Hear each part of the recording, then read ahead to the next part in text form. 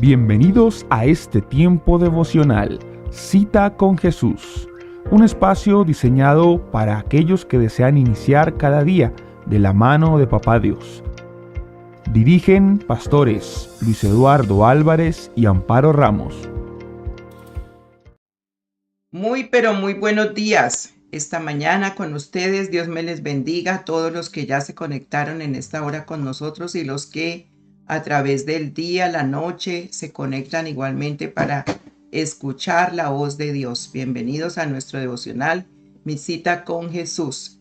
Cita de amor indelegable, cita de amor que el Señor nos seduce, ¿no? Es verdad, hay tantas cosas que uno se pone a pensar en el día y Él es supremamente precioso. Tenemos un Dios que nos ama con amor eterno. Hemos empezado un nuevo mes.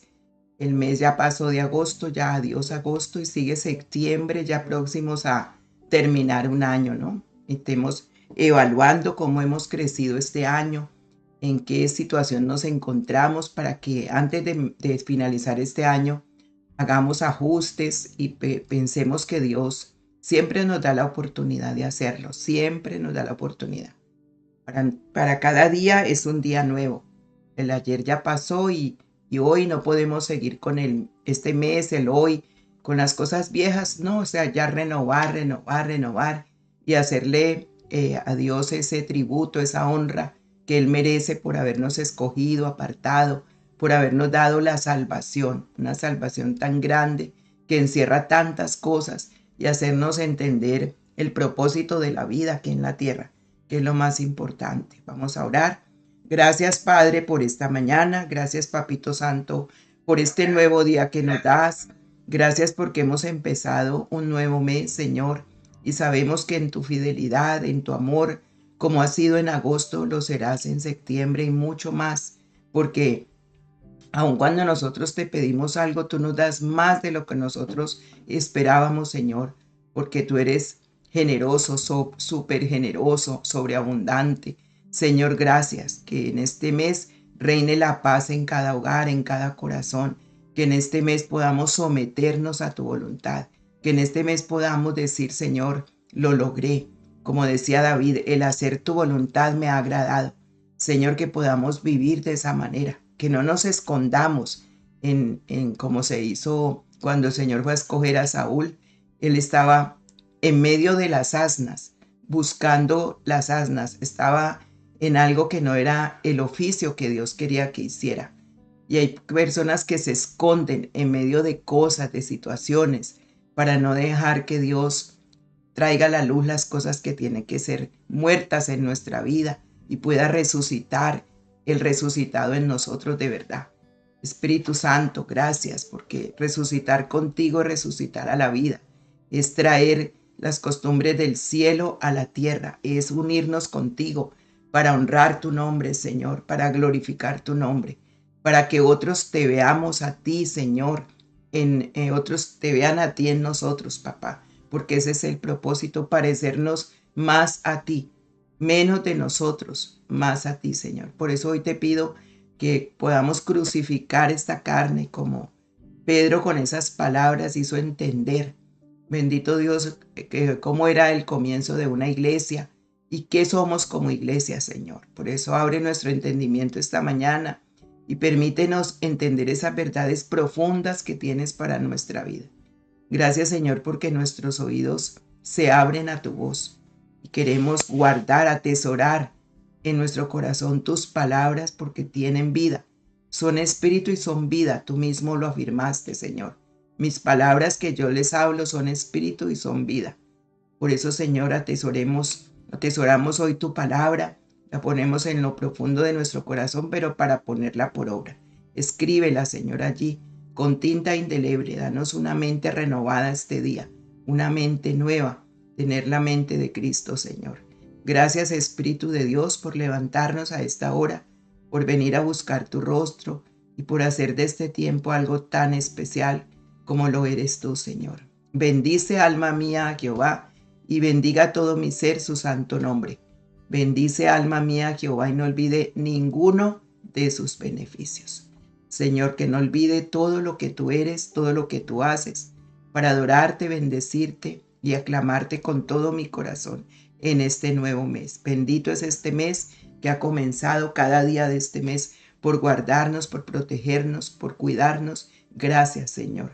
Tu bendición sea con nosotros en este tiempo. Espíritu Santo, dirígenos con tu palabra. En Cristo Jesús. Amén.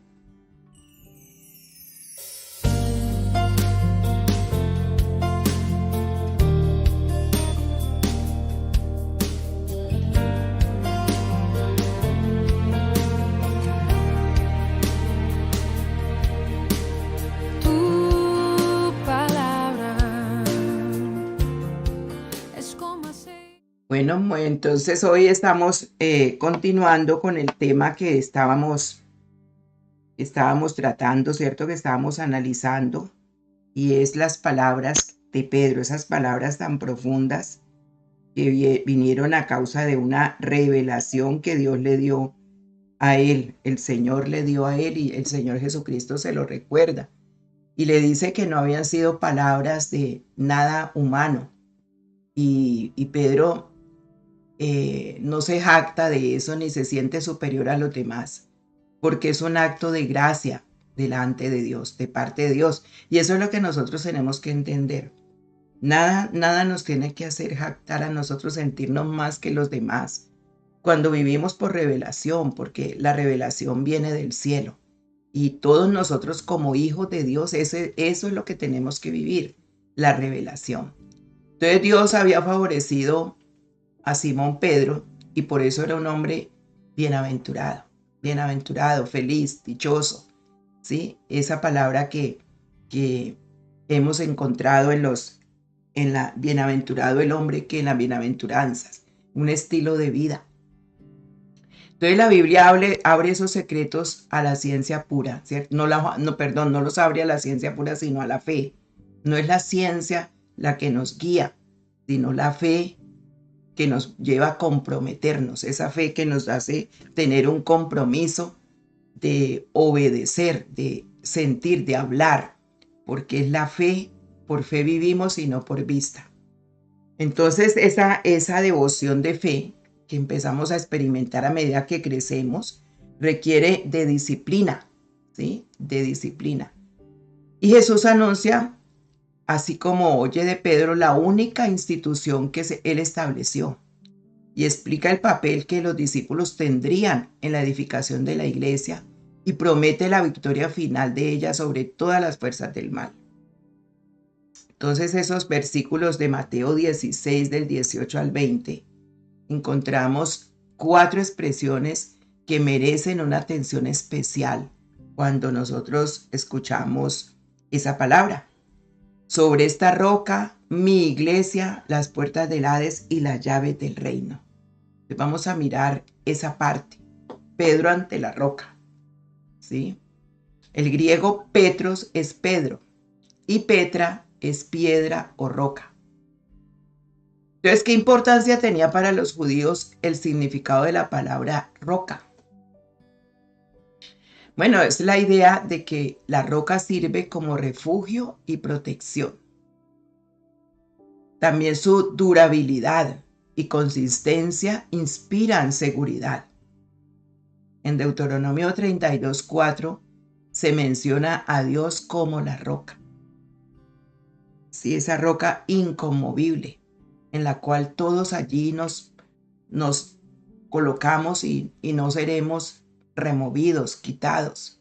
En el Salmo 18 del 1 al 50 se exalta y se alaba a Dios por cuanto Él es el más alto escondite y protector. Anote estos salmos, esta palabra, y después usted la mira. En 1 Samuel 2:12 dice que no hay ninguna otra roca como Dios.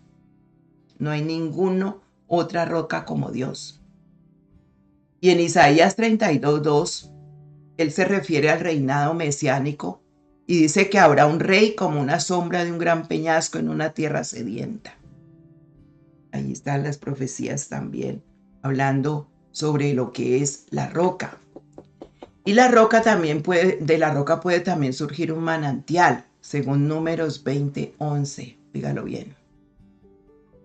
Por eso el apóstol Pablo dijo en 1 Corintios 10:4 que todos bebieron de la roca que es Cristo. Imagínense que Él es el manantial de agua de vida. Por eso cuando ignoramos a Cristo, cuando no nos tomamos el tiempo de conversar con Él, de conocerlo, de no ser esos discípulos, pues no disfrutamos de ese manantial.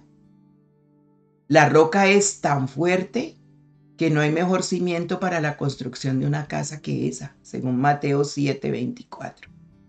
La casa que fue levantada sobre la roca. ¿Sí? Vino contra esa casa todo y no cayó jamás. O la ciudad de Edom en Abdías 1:3, siendo la más conocida Petro o Sela. Por eso es que cuando se habla de roca, ¿cierto? Es símbolo de habitación, de refugio, de abrigo, de seguridad, de durabilidad, de fortaleza. Y de ahí viene la relación de la roca con Dios, con Jesús. Tal vez que se hablaba de la roca, cada vez que el judío oía de la roca, inmediatamente pensaba en Dios y jamás en un hombre alguno, óigalo bien. Por eso Dios tiene sus nombres especiales. Y el judío cuando oye hablar de la roca se sabe que se está enfocando en Dios como abrigo, como refugio, como habitación, como lo más seguro que podemos tener, la más grande fortaleza, durabilidad. Entonces, el Nuevo Testamento sigue la misma idea. Primero en el Antiguo con Dios. Como Dios es el mismo, Jesús es el mismo Dios, sigue ahora en el Nuevo Testamento con referencia a Cristo. Entonces a Simón, hijo de Jonás, no se le llamó Petros por su personalidad, no fue a Pedro, sino porque sería una de las primeras piedras con las que el Señor construiría su iglesia. Dígalo bien.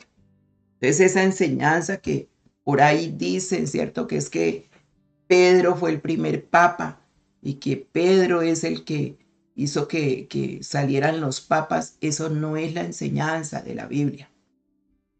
Yo lo entendí desde el momento, gracias al Señor, que lo leí, porque entendí que personas igual que Pedro, que entendieran quién es Jesús, sobre esa iglesia, sobre esa persona que entiende quién es Jesús, que vive esa revelación, se levantaría una iglesia fuerte. Porque las enseñanzas, cuando son malas, son peligrosas. Malas enseñanzas, mala doctrina, es muy peligroso y nos desvía de una verdad.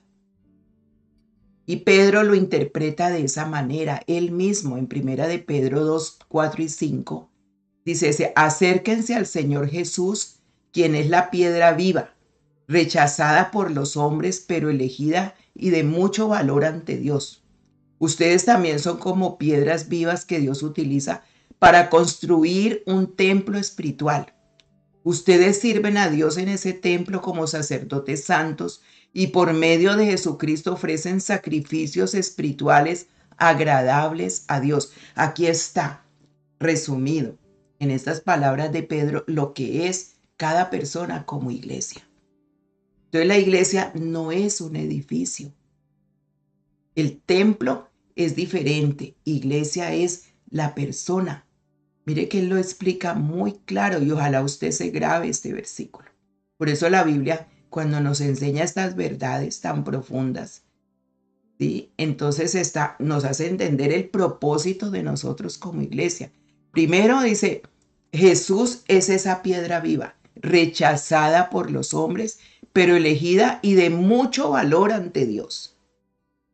Usted no se está acercando a Jesús, una persona que quedó en la cruz y ya se murió. No, una piedra viva, dice. Ustedes también son como piedras vivas que Dios utiliza para construir un templo espiritual. Entonces, imagínense cuántos templos deformes hay. Ustedes sirven a Dios en ese templo como sacerdotes santos y por medio de Jesucristo ofrecen sacrificios espirituales agradables a Dios. Agradables a Dios. Ahí está el propósito está lo que Dios quiere como que nosotros seamos, la voluntad de Dios perfecta en cada persona como iglesia. Y luego dice sobre esta roca. Y este pasaje, pues estas palabras han despertado mucha controversia. Tú eres Pedro, le dice, y sobre esta roca, ¿cierto? Significa piedra, o sea, que nadie te va a mover de esa fe que tú ya empezaste a construir porque te fue revelado del cielo. Una piedra que no la mueve nadie porque está cimentada en la roca que es Jesucristo. Entonces, ese Pedro que en arameo es Cefas, y entonces Jesús le dice, tú eres Simón, tú serás llamado Cefas, cuando se presentó por primera vez ante Jesús en Juan 1:42, que significa piedra. Y esa fue una promesa que Dios le dio de lo que él llegaría a ser por la gracia de Dios. Y así se convirtió Pedro en esa piedra, a pesar de que tuvo tantas equivocaciones, se fue fortaleciendo, se fue cimentando y logró ser esa persona que ya Dios le había puesto la mirada y le dice. Entonces, cualquiera de nosotros se le puede pasar igual. Somos elegidos, somos escogidos por voluntad de Dios, pero no porque seamos los mejores, sino en ese proceso que vamos llevando, vamos volviendo igual de fuertes, de valientes, ¿cierto? Y también seremos esas piedras vivas por la gracia del Señor. Entonces, Simón no tenía en ese momento la firmeza de una roca cuando comenzó, pero llegó a tener esas características grandes después de Pentecostés, ahí en Hechos 2. Hechos 3 del 11 al 26, Hechos 4 del 1 al 22. Entonces, ese tipo de cambio en un discípulo es lo que Cristo quiere hacer de la vida de todo aquel que comienza y está en creyente para luego ser discípulo. Eso es lo que el Señor quiere. Por eso le dice, sobre esta roca edificaré mi iglesia. Entonces no importa tanto lo que uno es cuando se conoce y se enfrenta a Cristo cara a cara, como le pasó a Pablo, como nos ha pasado a todos, sino lo que llegamos a ser después de. Pero hay personas que pasan los años y nunca han querido, o sea, decidieron en su corazón no ser esa roca, no ser esa transformación de la mano de Dios, como le pasó a Judas, que no quiso. Entonces hay que dejarse moldear, y esos procesos duelen, pero es muy lindo que Dios se sienta orgulloso y que diga como le dijo al Señor Jesús, este es mi Hijo amado, en quien tengo complacencia. A él oíd. Sobre esta, tú eres Petros, y sobre ti edificaré. Y podemos reconocer que Pedro ocupa una posición prominente entre los apóstoles, en los evangelios, en el libro de los Hechos. Y en ninguna parte se le da el honor de ser como persona. Por eso no es a Pedro, no es la persona de Pedro, sino aquel que se fuera como Pedro. Entonces la base sobre la cual edificó la iglesia no es sobre la persona de Pedro, sino aquel que llegue a ser como Pedro. Y es por eso que la fe, la confesión de Pedro, representa a los demás apóstoles como representante de todos los verdaderos seguidores y discípulos de Cristo. Entonces, sobre la fe y la confesión del hombre como Pedro, Jesús iba a poder edificar su iglesia. Por eso Jesús se dirige a Pedro, tú eres Pedro. Y luego le dice, sobre esta roca. Efesios 2, 19 y 20 nos dice, por lo tanto ustedes que no son judíos, ya no son inmigrantes ni exiliados, sino ciudadanos junto con el pueblo santo y forman parte de la familia de Dios. Ustedes los creyentes son esa casa construida sobre una base sólida, formada por los apóstoles y profetas, siendo Cristo mismo la piedra más importante de la construcción. Efesios 2, 19, 20. Yo creo que cuando a nosotros nos queda claro esta palabra, nuestro deseo es que cuando nos unimos como iglesia, seamos ese templo que dice Romanos 12, 1 y 2. Porque es así como se adora al Señor. Es así. Por eso dice, ya ustedes que no son judíos, aquí estamos todos nosotros. Ya no son inmigrantes ni exiliados, sino ciudadanos junto con el pueblo santo y forman parte de la familia de Dios. Mire, tenemos una identidad, tenemos propósito. Por eso nosotros no podemos vivir en esta tierra como si no pasara nada. Porque eso le duele al Señor, le duele al Señor Jesús. Ustedes los creyentes son esa casa construida, dice, sobre la base sólida, formada por los apóstoles y profetas. O sea, comenzó allí, comenzó en Pedro y siguió a todos los discípulos que luego vinieron con ellos hasta el día de hoy, siendo Cristo mismo la piedra más importante de la construcción. Tú decides si crees o no lo crees, porque la fe en Jesús debe de ser clara, debe de ser decidida. Entonces, Cristo es la base, Cristo es la roca sobre la cual se edifica la iglesia. No puede haber otro fundamento que el que ya está puesto, el cual es Jesucristo, 1 Corintios 3:11. Yo edificaré mi iglesia sobre esta roca que es mi persona. ¿Sí? Y en tal caso Jesús sería el edificador y la base sobre la cual se edifica. No puede haber otra. Edificaré mi iglesia. Mi iglesia. Esa es la otra expresión. Y merece una atención especial lo que él dice en esa promesa de Jesús de crear una institución que sería la agencia divina para extender su reino. Por eso lo que Jesús dijo, dice que él mismo la edifica, él mismo la hace y es de él. Por eso nosotros como creyentes y luego ya convertidos en discípulos, llegamos a participar en la tarea, pero el que hace la obra es Dios. Nosotros somos colaboradores de esa obra, pero el que va haciendo la obra en nosotros es Dios.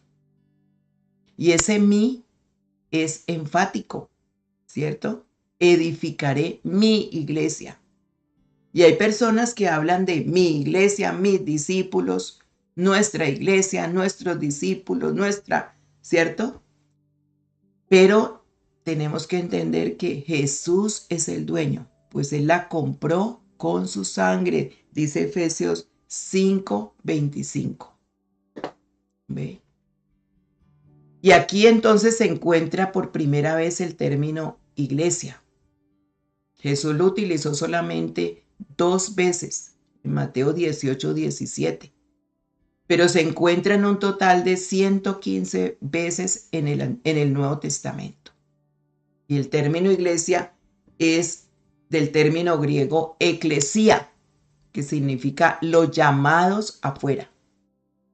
Eclesía, los llamados afuera. En el mundo secular se refería a la asamblea política democrática de las ciudades libres del Imperio Romano. Y así se usa 2 veces en el Nuevo Testamento, en Hechos 19:32 y Hechos 19:39. Eclesía es equivalente al término hebreo que se utiliza para referirse a la asamblea o a la congregación del pueblo de Israel, bajo el reinado teocrático de Dios. Hechos 7:38, Hebreos 2:12. En Hechos 7:38 dice, es el mismo Moisés que estaba con nuestros antepasados en la reunión que hubo en el desierto. Él también estuvo con el ángel que le habló en el monte Sinaí. Moisés recibió palabras que dan vida y no las dio a nosotros. Entonces, cuando la palabra de Dios tiene vida, se recibe directamente de Dios y trae vida a las personas. Por eso dice, la palabra es viva y eficaz. Si usted dice, Moisés la recibió, palabras que trajeron vida y han sido dadas a nosotros, entonces uno comienza, yo muchas veces busco alimentarme de palabra viva que me llegue, que me dé, porque uno escucha la palabra de Dios y eso le levanta a uno todo. Entonces yo para poder alimentar también tengo que alimentarme de palabra de vida, que me revele, que yo pueda llevar. Y esto es así, esto es lo que el Espíritu Santo quiere que se haga. Entonces este término eclesía se usa en dos sentidos en el Nuevo Testamento para referirse así a la iglesia de Cristo. Se refiere a la iglesia universal invisible, como dice Mateo 16, 18, es decir, para todos los creyentes a nivel mundial. ¿Sí? En la vasta mayoría se refiere a unas 92 de las 115 veces que habla de eclesía, se refiere a la iglesia local. Entonces Jesús la emplea en sus enseñanzas sobre la disciplina cristiana en Mateo 18, 17. Y a veces en Hechos 9:31, en 1 Timoteo 3:15, se usa para apoyar el moderno uso del término iglesia para referirse a una denominación o a una iglesia regional. Entonces cada que leemos la Biblia, tenemos que estar presente cuidando cuándo es una iglesia local, cuándo es una iglesia regional, cuándo es la persona como iglesia. Entonces hay una interpretación que lleva a dos conclusiones bien claras. Jesús utilizó el término para referirse a la iglesia local y a la iglesia universal. ¿Sí? Él lo utilizó. Y el uso más frecuente es la iglesia local, donde Él está. Por eso en Apocalipsis, que habla de las 7 iglesias, dice, dile esto al ángel, o sea, al pastor, al que está allí. Él lo llama el ángel. Entonces la iglesia que Jesús fundó es esencialmente un compañerismo, coinonía, compañerismo de creyentes en Cristo, unidos por Cristo, ¿sí? Y unidos por la experiencia común de la gracia de Dios. Y entonces se comienza a tener un compromiso por Cristo y por su misión en el mundo, hacer la misión a la que Él nos ha llamado, que estamos viéndolo a través de Deuteronomio 28, del 18 al 20. La gran comisión, no la gran omisión. Entonces el compromiso del discípulo ya es diferente al creyente. Por lo tanto, no es una organización como lo es un organismo vivo, un cuerpo en el cual habita el Espíritu Santo de Cristo. ¿Ve? Entonces el gobierno de la iglesia debe ser democrático, en el sentido de que todos los miembros tendrán el privilegio de participar con voz y voto, óigalo bien. ¿Ve? Y su gobierno también es teocrático, es decir, que en el sentido de que Cristo es la cabeza y cada miembro debe estar sometido a ese señorío de Cristo en su vida y en sus decisiones, no hacer como yo quiero. Es cierto que Jesús no fundó ninguna iglesia local en particular, pero los apóstoles, especialmente Pablo, entendieron que esa misión de ellos era la de fundar, abrir núcleos de creyentes en todo el mundo llamados iglesias. Por eso se hacían en casas y todavía se hace así. Entonces, la iglesia de Cristo, todas las iglesias deben ser siempre fieles a ese compromiso misionero. Eso es lo que el Señor quiere. Cuando no estamos cumpliendo eso, pues estamos fallándole a Él en lo que Él quiere. Entonces luego dice, las puertas del Hades no prevalecerán contra ella. Estamos analizando esas palabras importantes que el Señor dijo. Mateo 16, 18. Y en esa expresión Jesús aseguró a los discípulos de la permanencia de la iglesia mientras exista el mundo. Cuando tiene todas las características nadie podrá, dice, no prevalecerá nada contra ella. ¿Sí? Significa, como hemos visto, ¿cierto? Las puertas del Hades, lugar no visible. Y ese Hades, que puede ser como Seol, ¿cierto? Generalmente puede referirse a la tumba, y el Nuevo Testamento determina que es sinónimo, que puede referirse también a infierno. Sinónimo de Gehenna, que se refiere a infierno, las puertas del Hades. No prevalecerán. Significa que no habrá ninguna fuerza en contra, o nada se impondrá a lo que Él ya ha establecido. Cuando tenemos esa perfecta, hay muchas cosas que el Señor permite y se destruyen porque no están llevando lo que Él quiere, la disciplina. Y entonces, cuando no está el Espíritu Santo moviendo esa iglesia, es una iglesia muerta. Muerta porque Él dice, tiene que ser piedras vivas. Entonces Jesús está prometiendo a los apóstoles que la tumba o el infierno no podrán resistir el avance o el ataque de la iglesia que está militante en el mundo donde Él la ha dejado establecida. En un sentido, la muerte, ¿cierto? Y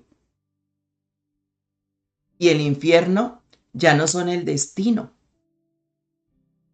y no tiene poder sobre las personas que son incrédulas. Nada podrá desatar opacar las bendiciones que ya tiene Dios para la iglesia en la tierra. Entonces la iglesia tiene la misión gloriosa de proclamar ese evangelio de las buenas nuevas, de liberar a los hombres de todo destino que el enemigo haya colocado, ¿cierto?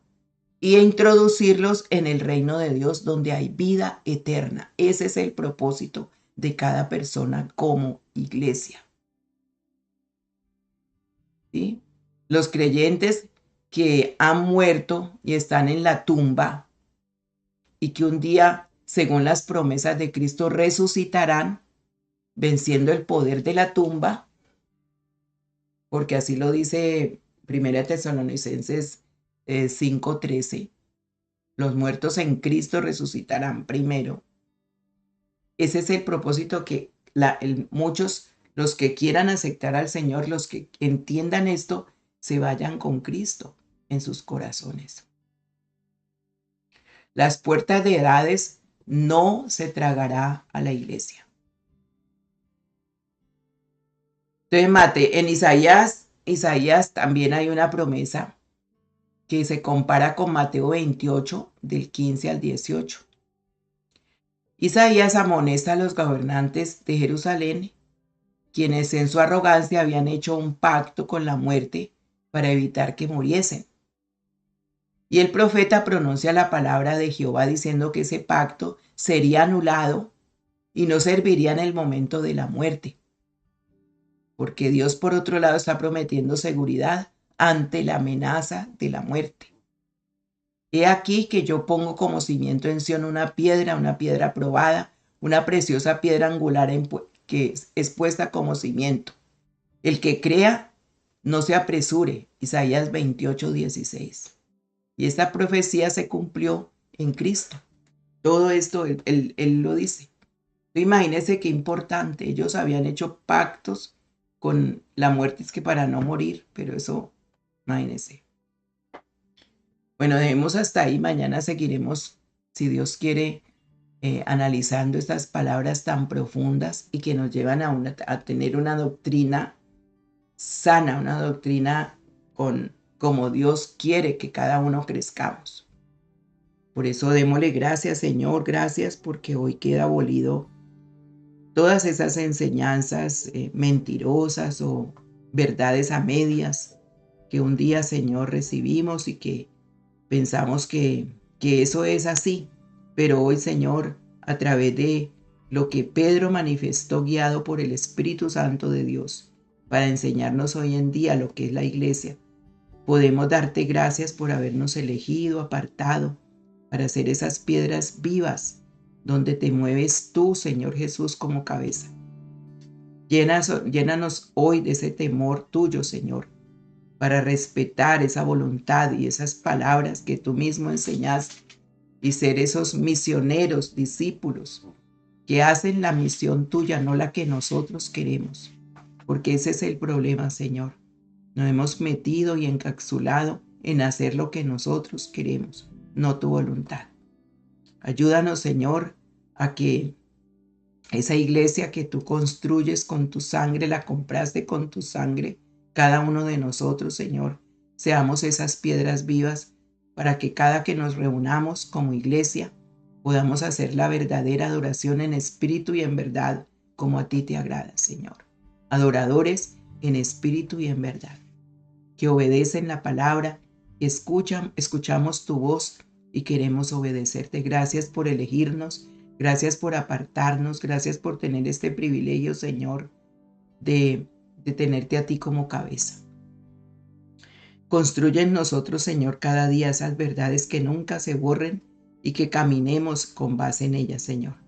Tu bendición sea hoy, en este día que nos regalas, este comienzo de semana, y que podamos también ayunar para entregarte este mes y poderte, Señor, decir: yo este mes también te necesito y necesito vivir guiado por tu Santo Espíritu y no por mi carne, Señor, porque es muy triste cuando la carne es la que nos domina, cuando no dejamos que el Espíritu Santo sea el que se enseñoree de nosotros y no la carne. Y ayer me decías que no satisfagamos los deseos de la carne porque batallan contra el Espíritu, Señor. Ayúdanos, Padre, a vivir este mes llenos de tu Santo Espíritu, del amor, del gozo, la paz, la paciencia, la bondad, la benignidad, la mansedumbre, el dominio propio y la fe. Espíritu Santo, muévete en nosotros, muévete y llénanos de la sensibilidad tuya para hacer tu voluntad. Déjanos oír tu voz y vivamos por revelación como hizo Pedro, Señor. Que tu palabra sea revelada y no un informe. No tengamos una mente llena de informes, sino de verdad transformada por ti, Señor. Transfórmanos, Señor, y transfórmanos con el poder de tu Santo Espíritu cada día más para asemejarnos a ti. Yo te lo ruego en Cristo Jesús. Amén y amén. Bueno, Dios me les bendiga. 6 de la tarde, oración de intercesión. Vamos a estar orando por personas que están enfermas. Hay mucha enfermedad, dolencias. El COVID no se ha ido. Personas con COVID, con problemas de respiración. Vamos a seguir orando por todo eso. Dios me les bendiga.